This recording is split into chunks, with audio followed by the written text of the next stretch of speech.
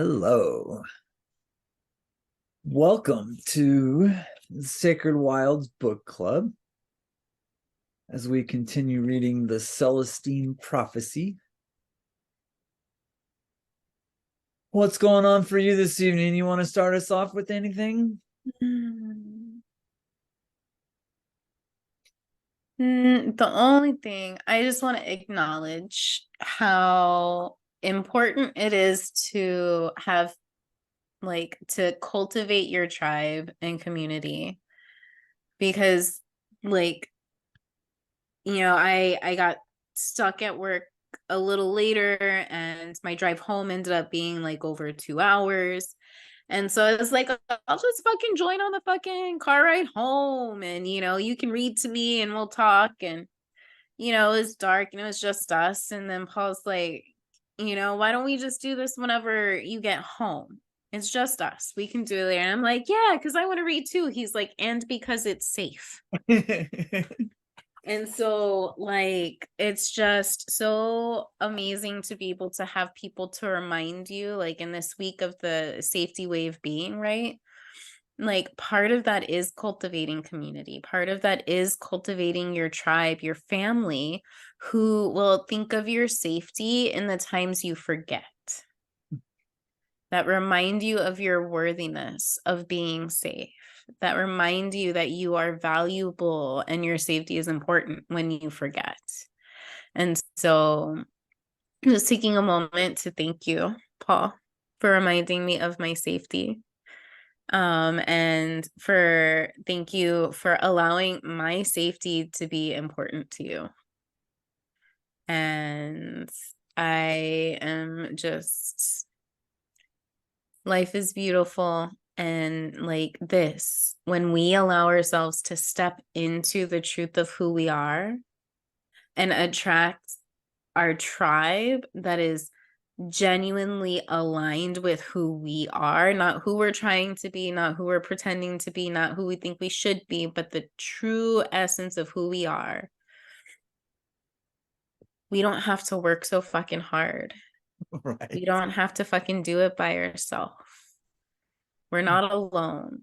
We get to walk through this fucking life with our family to have our backs. And yeah, so if you don't do fucking anything else, then just fucking drop the masks, drop the disguises, drop the protection mechanisms, and just fucking be your truest essence. Because that is how you attract your tribe, and that is how you expand, grow, deepen, amplify all of it. And then the work becomes play. Really does. It really That's does. it. I'm finished now. I couldn't help it. We were on there for what, 3 or 4 minutes, and I just kept seeing you look down at the phone to look, and I'm like, this is not gonna work. It's dark out, there's deer on the road. Let's just wait till you get home. Well, thank you. Thank you for watching out for me. You are welcome. All right. I'll read first if that's okay. Absolutely. Perfect.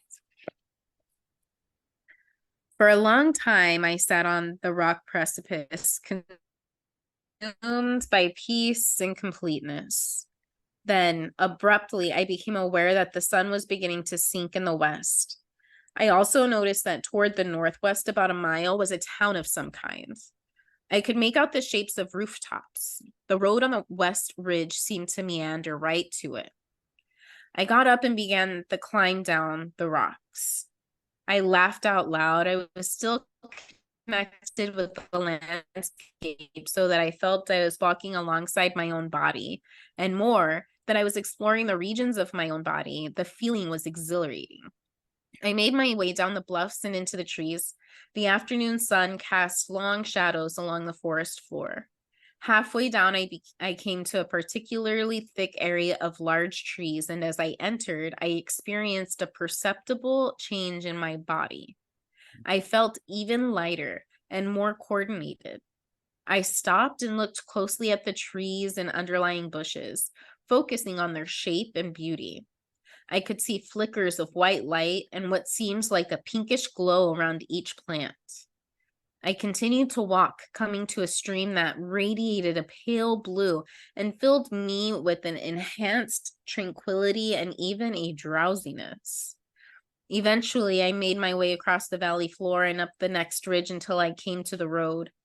I pulled myself up to the gravel surface and walked casually along the shoulder toward the north. Up ahead, I caught sight of a man in a priest's robe rounding the next bend. The sight thrilled me. Totally without fear, I jogged ahead to talk with him. I knew I would know exactly what to say and do. I had a feeling of perfect well-being, but to my surprise, he had disappeared.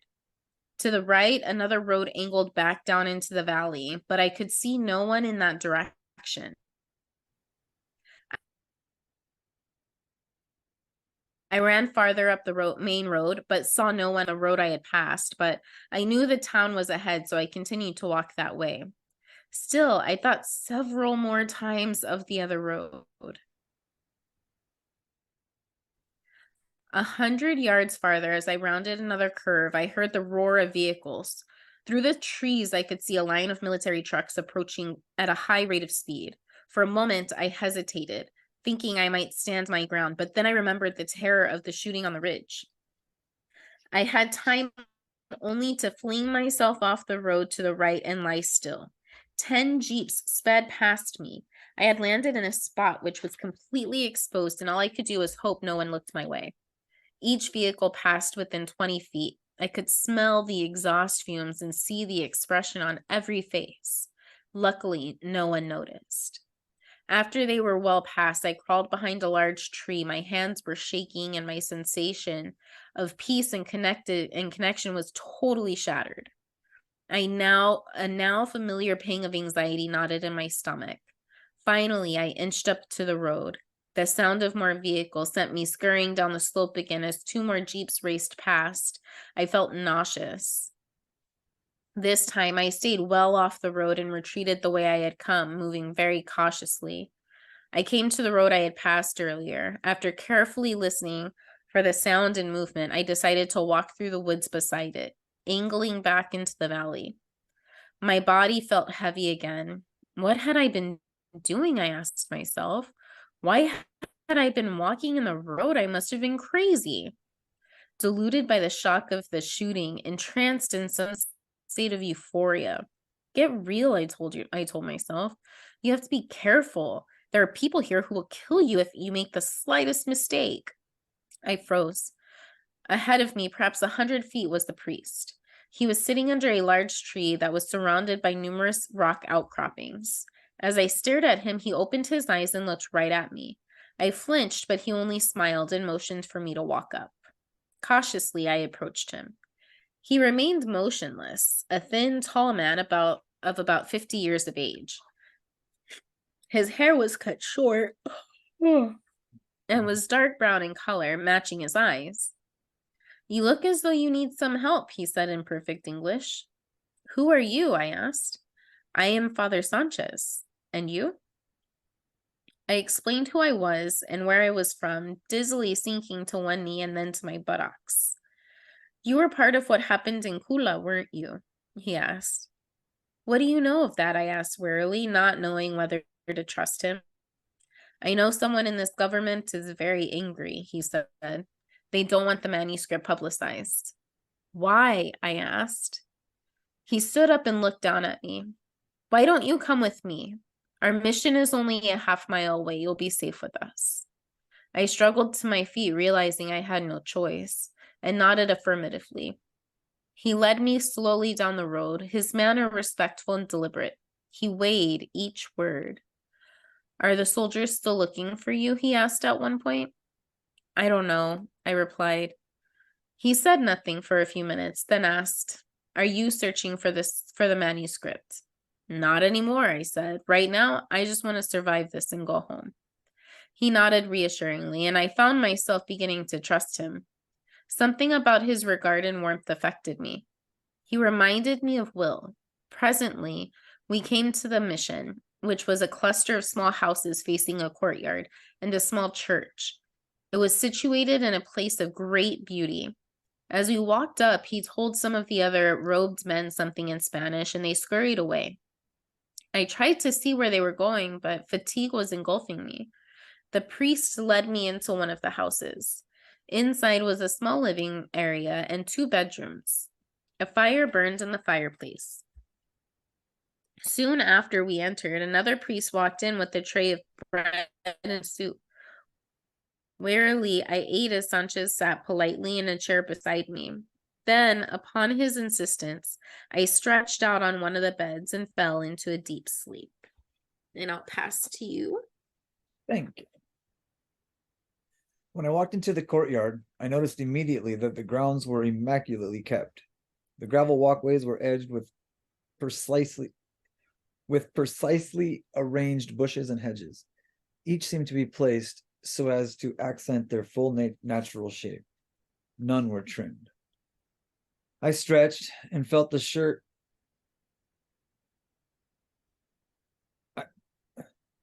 I stretched and felt the starched shirt I had put on.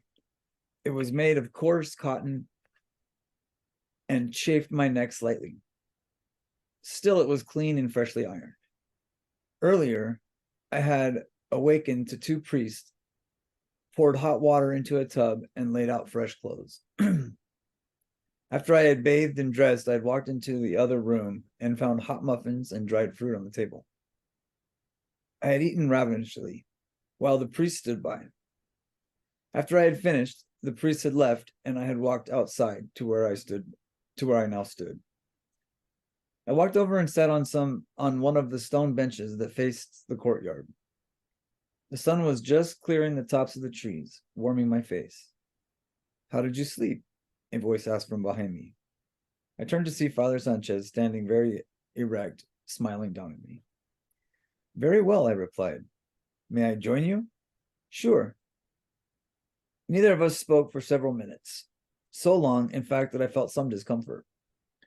Sometimes I looked at him, preparing to say something, but he was looking in the direction of the sun, his face tilted slightly back, his eyes squinting.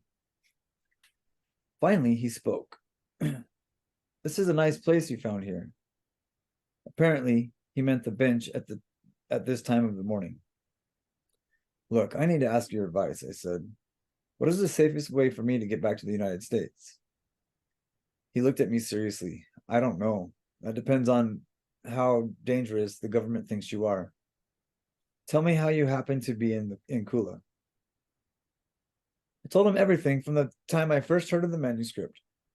My feeling of euphoria on the ridge now seemed fanciful and pretentious, so I alluded to it briefly. Sanchez, however, immediately questioned me about it. "What did you do after the soldier failed to notice you and left?" he asked. "I just sat there for a few hours," I replied, "feeling relieved, I guess." "What else did you feel?" he asked. I squirmed somewhat, and then decided to attempt a description. "It's hard to describe," I said. "I felt this euphoric connection with everything, and this total kind of security and confidence. I was no longer tired." He smiled. "You had a mystical experience. Many people report them in that forest near the peak." I nodded tentatively. He turned on the bench to face me more directly. "This is the experience the mystics of every religion have always described. Have you read anything about such experiences?" "Some, years ago," I said, "but until yesterday it was only an intellectual concept." "Yeah, I suppose." A young priest walked up and nodded to me, then whispered something to Sanchez. Sanchez nodded, and the young priest turned and walked away. The older priest watched every step the young man took. He crossed the courtyard and entered a park-like area about 100 feet away. I noticed for the first time that this area too was also extremely clean and full of various plants. The young priest walked to several locations, hesitating in each one as though searching for something. Then, at one specific location, sat down. He appeared to be engaged in an exercise of some kind. Sanchez smiled and looked pleased. Then he turned his attention to me. I think it's probably unsafe for you to attempt to go back right now, he said, but I will try to find out what the situation is and if there's any word about your friends. He stood up and faced me. I must attend to some chores. Please understand that we will assist you in any way possible. For now, I hope you'll be comfortable here. Relax and gain your strength. I nodded. He reached inside of his pocket and pulled out some papers and handed them to me. This is the 5th insight. It speaks about a kind of experience you had. I think you might find it interesting. I took it reluctantly as he continued speaking. What was your understanding of the last insight you read? He asked. I hesitated. I didn't want to think about the manuscripts and insights. Finally, I said, the humans are stuck in a kind of competition for others' energy. When we can get others to acquiesce to our view, they identify with us, and that pulls their energy into us as we feel stronger.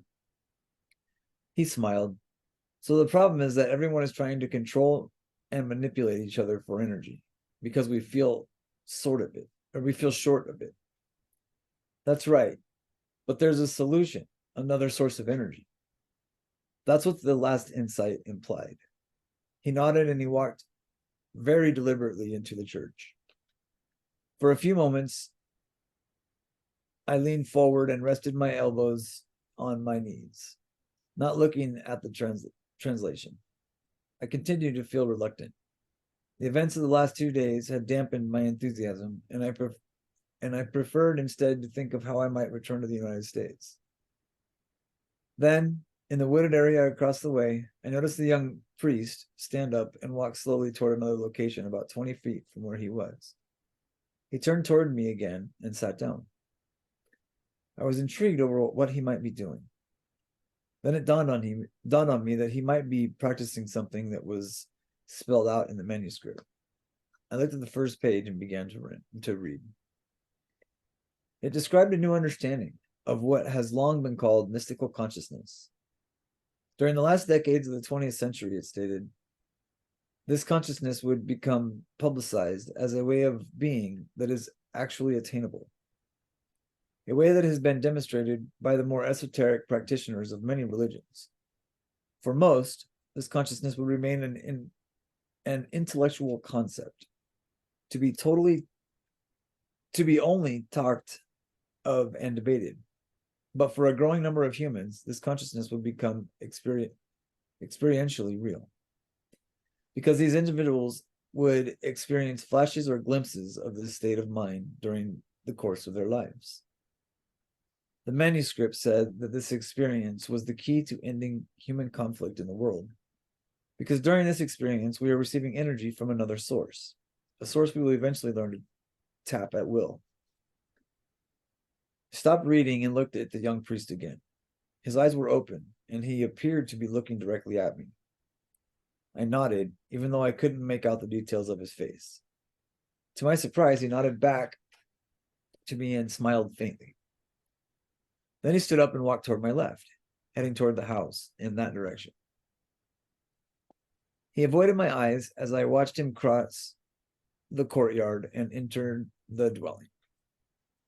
Behind me, I heard footsteps and turned to see Sanchez leaving the church. He smiled as he approached me. That didn't take long, he said. Would you like to see more of the grounds? Yes, I would, I replied. Tell me about these sitting areas you have. I pointed toward the area where the young priest had been. Let's walk up there, he said.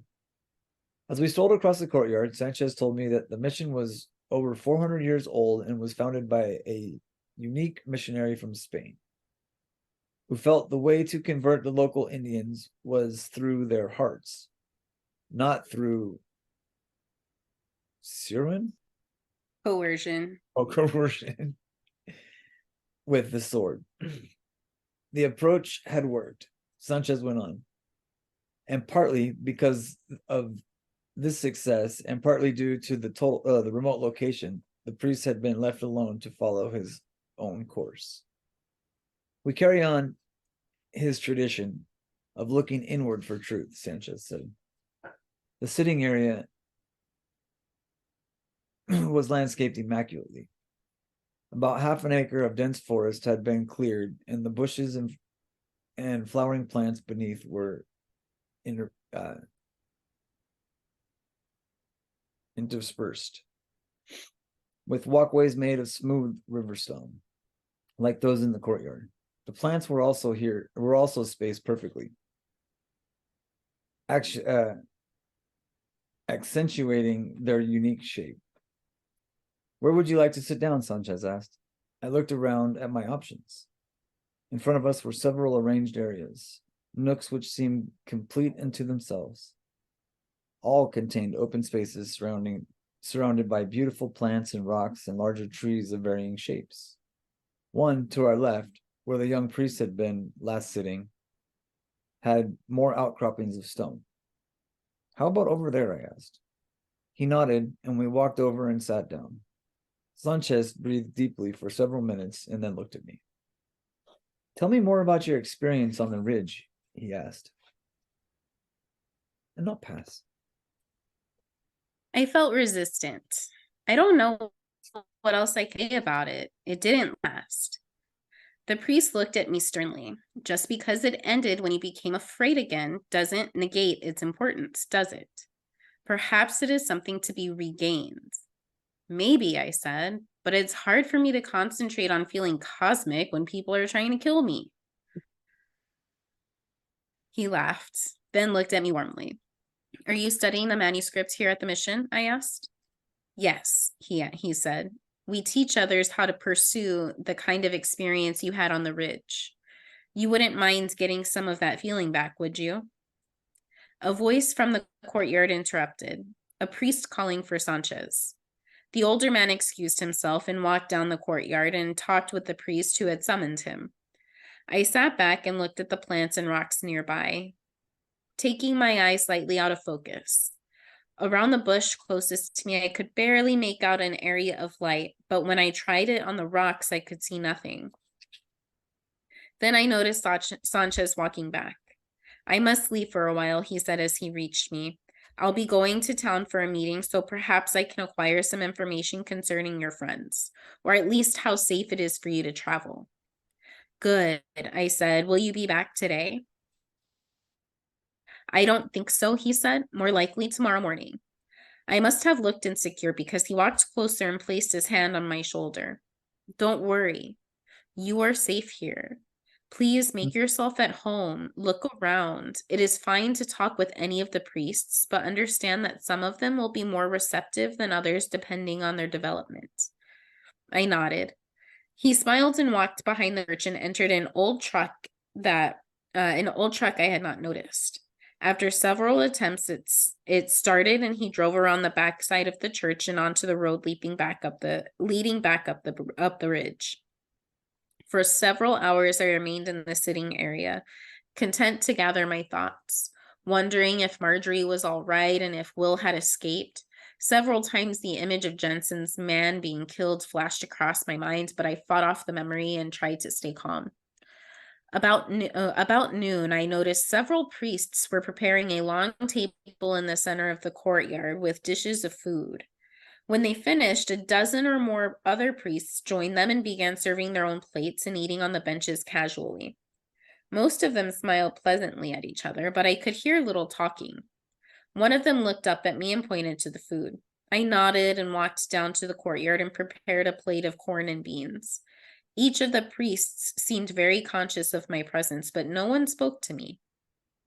I made several comments about the food, but my words were met only with smile-like gestures. If I attempted direct eye contact, they would lower their eyes. I sat down on one of the benches alone and ate. The vegetables and beans were unsalted but spiced with herbs. When lunch was over and the priests were stacking their plates on the table, another priest walked out of the church and hastily prepared a plate. When he finished, he looked around for a place to sit and our eyes met. He smiled and I recognized him as the priest who had looked at me from the sitting area earlier. I returned his smile and he walked over and spoke to me in broken English. May I sit on bench with you? He asked. Yes, please, I replied. He sat down and began to eat very slowly, overchewing his food and smiling up at me occasionally. He was short and small with a wiry build and coal-black hair. His eyes were a lighter brown. You like the food? He asked.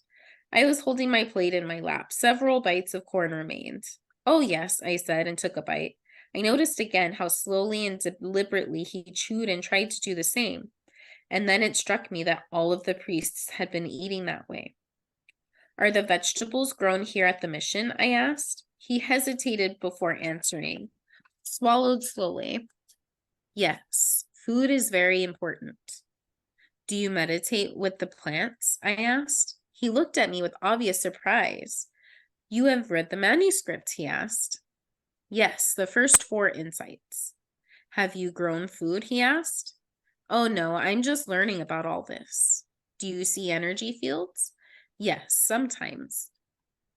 We sat in silence for a few minutes while he carefully ate several more bites. Food is the first way of gaining energy, he said. I nodded. But in order to totally absorb energy in food, the food must be appreciated. He seemed to be struggling for the right English word. Savored, he finally said. Taste is the doorway. You must appreciate taste. This is the reason for prayer before eating. It is not just about being thankful.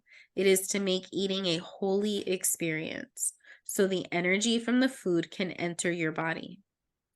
He looked closely at me as though to see whether I understood. I nodded without comment. He looked thoughtful. What he was telling me, I reasoned, was that this kind of deliberate appreciation of food was the real purpose behind the normal religious custom of being thankful, with the result being a higher energy absorption of the food. But taking in food is only first step, he said. After personal energy is increased in this way, you become more sensitive to energy in all things, and then you learn to take this energy into yourself without eating. Oh, shit. I nodded affirmatively. Everything around us, he continued, has energy, but each has its own special kind. This is why some places increase energy more than others. It depends on how your shape fits with the energy there. Is that what you were doing up there earlier? I asked, increasing your energy? He looked pleased. Yes. How do you do that? I asked. You have to be open, to connect, to use your sense of appreciation, as in seeing fields. But you take this one step further so that you get the sensation of being filled up. I'm not sure I follow you. He frowned at my denseness. Would you like to walk back to the sitting place? I can show you. Okay, I said, why not? And I think I'm going to stop there.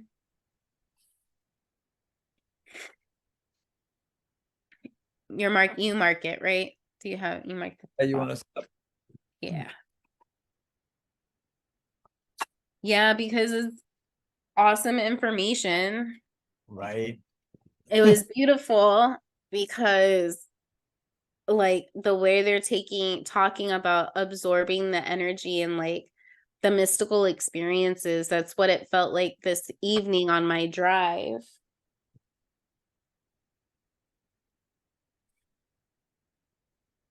I'm listening. Oh, it's what it felt like this evening on my drive. Like, what a beautiful, beautiful drive back from Prescott today. Like, to see all of the trees and the leaves changing colors and the mountainscapes and being on top of the mountain and then seeing the sun set over the mountains and just like, so it was just, I was in awe and I was just like, holy shit, like I get to see this, I get to witness this, I get to be in this.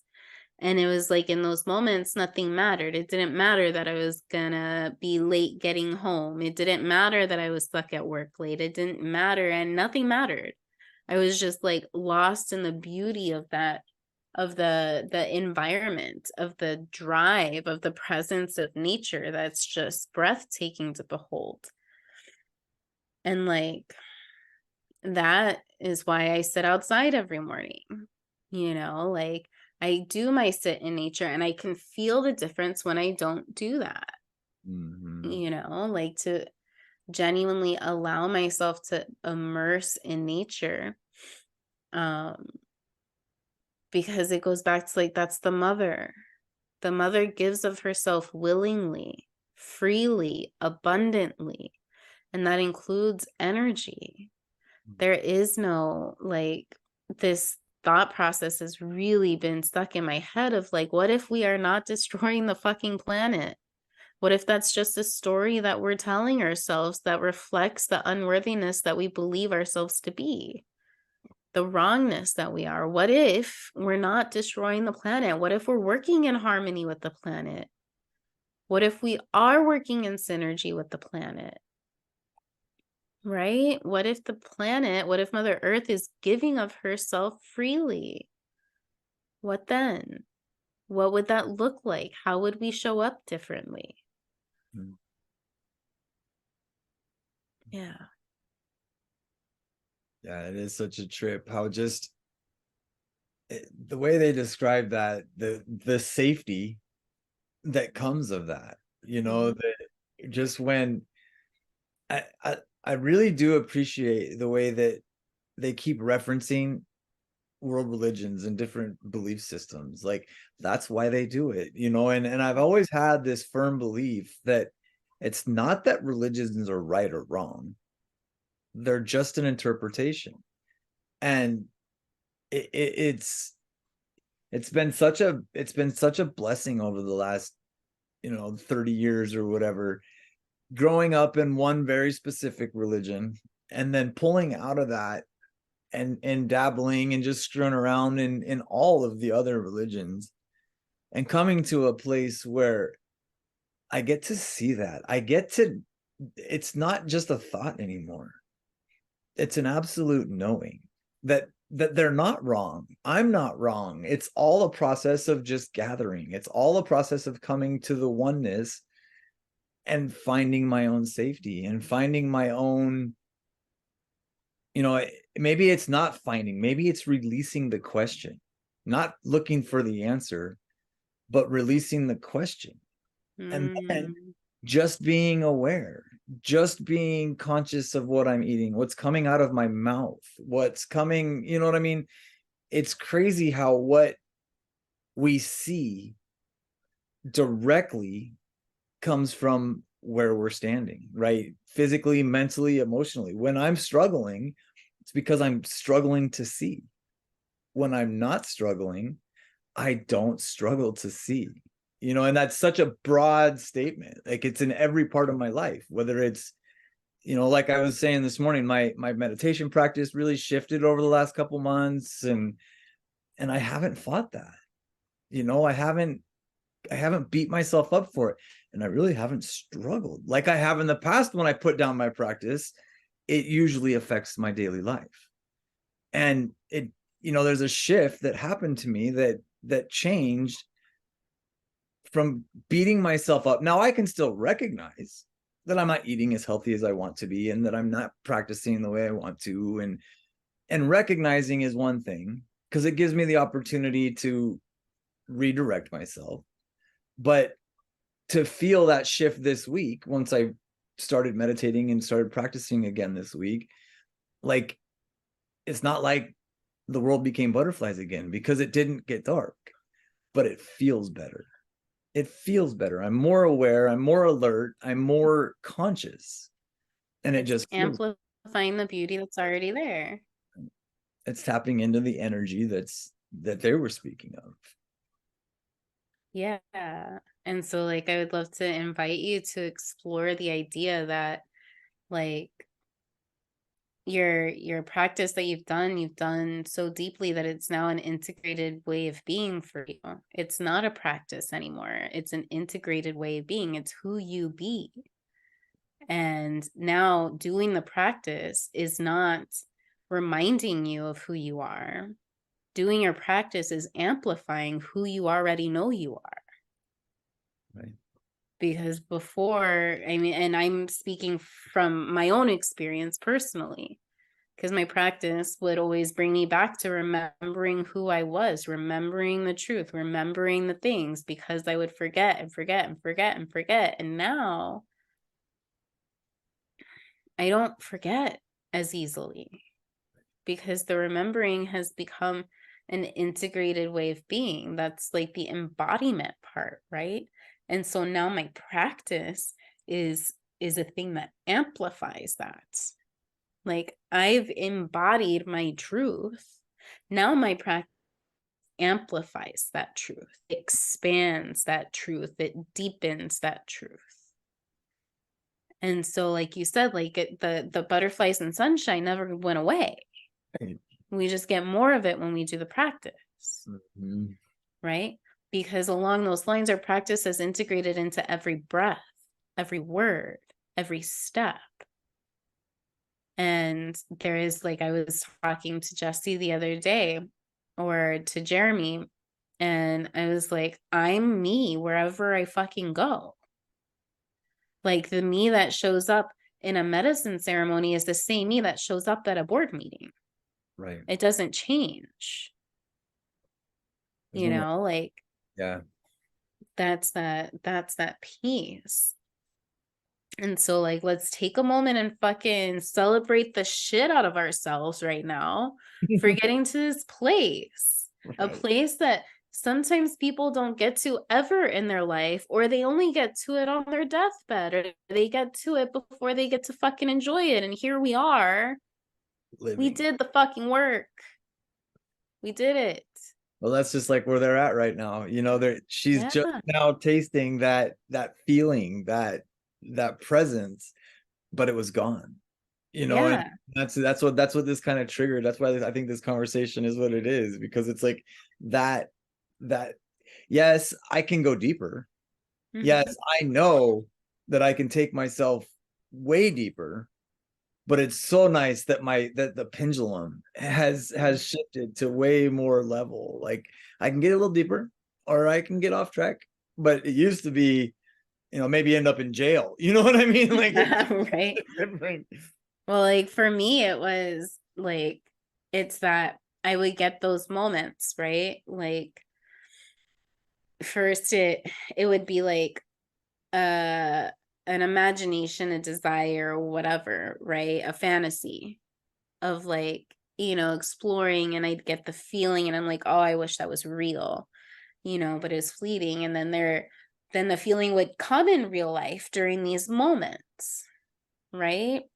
Whether it was when I was on stage at Jazz Poets, or like during a yoga flow that I would get lost in, or during that 2.2 seconds where my mind was actually just peaceful and quiet during a hour long meditation, but they were like little pinpricks in the fabric of my reality that were like, oh yeah, look, there's that moment, that one moment of like bliss, and just this desire of like, fuck, man, why can't my whole goddamn life be like this?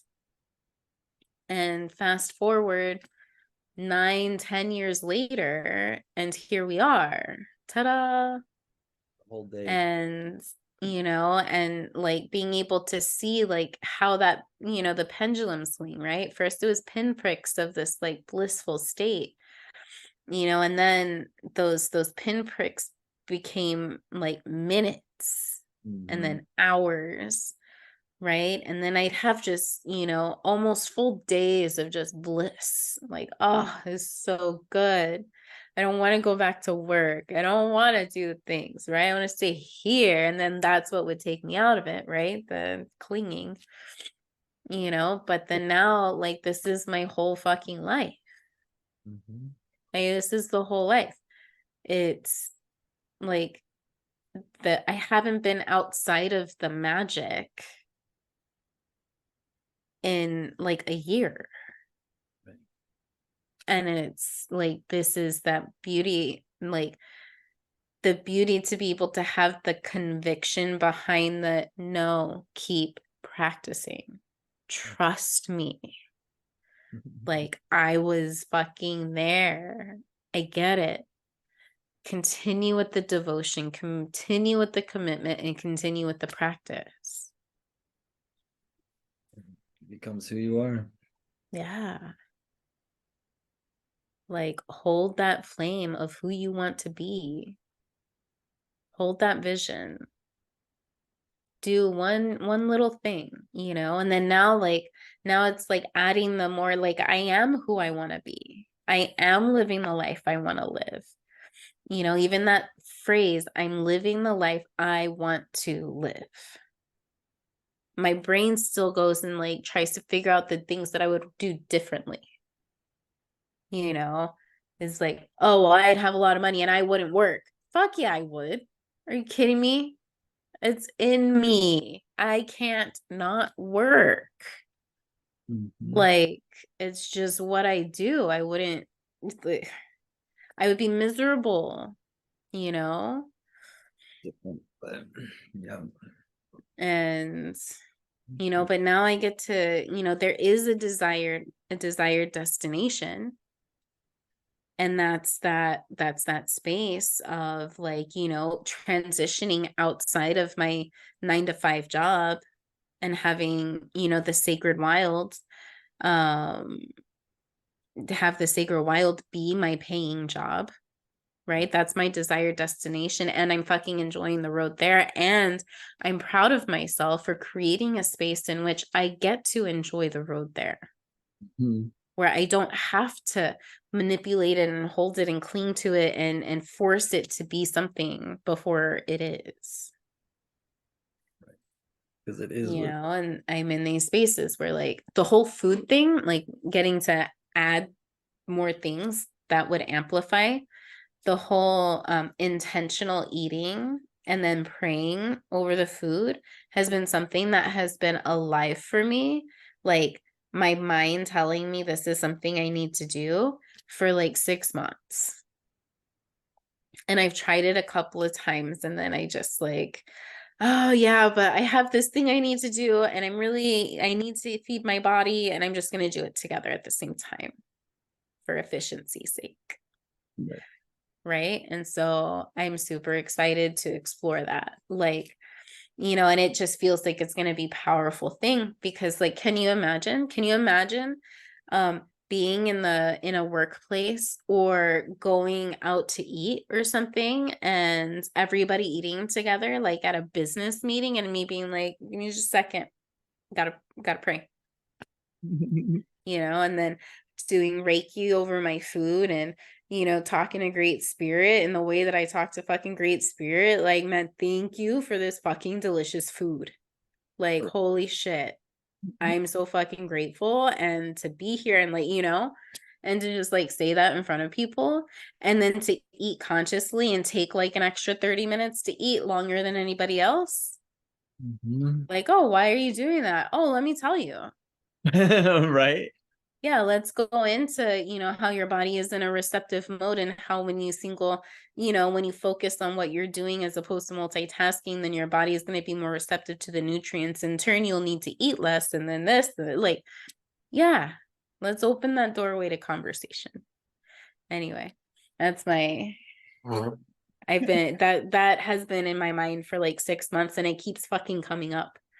So This is gonna happen yeah. then. Yeah. Always.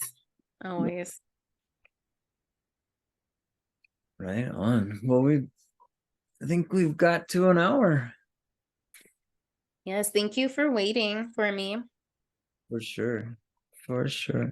And making my safety a priority. Just this? No way. No. I'd rather do this than be having to drive to the emergency room to come get your ass. It's true. It's true. Me too. I know. I like this version better. Yeah, me too. Me too. Well, all right. Thank you everyone for joining us this evening. And we finished, what was that? Page 111. 111. One. Of Nice. course. And we will reconvene next Thursday at 6:30. Or Wednesday. I mean Wednesday. Not or. We will reconvene next Wednesday. I'm not sure where Thursday came from. So thank you. Thank you. Love you guys. Mwah.